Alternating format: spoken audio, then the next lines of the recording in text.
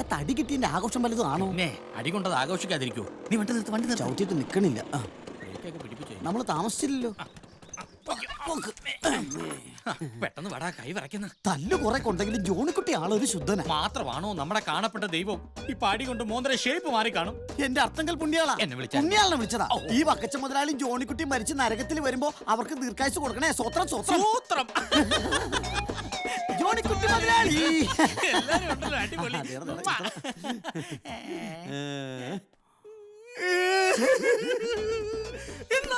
ജോണിക്കുട്ടി മുതലാളി, ഞങ്ങളോട് ഒരു വാക്ക് പറയായിരുന്നല്ലോ.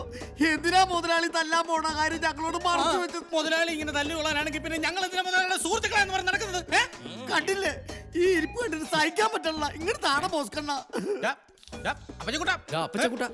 സോഡ ഒഴിച്ചടിക്കടാ.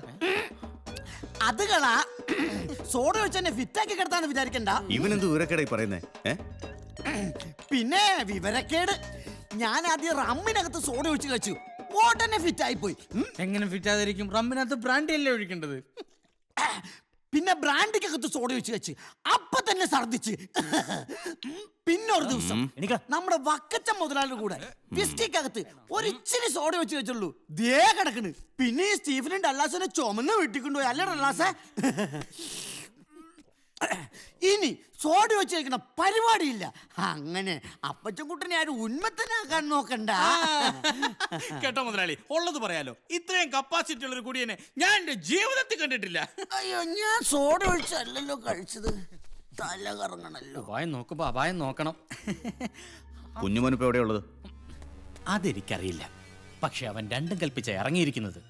ഇപ്പൊ അവനെ നേരിടുന്നത് ബുദ്ധിയല്ല, തുറ മുഴുവൻ അവന്റെ കൂടെയല്ലേ. കാറ്റ് മാറി വീശിയിരിക്കുക മുതലാളി.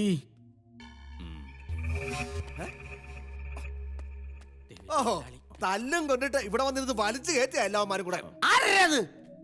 നിന്റെ അപ്പൻ. താങ്ക് യു മുതലാളി.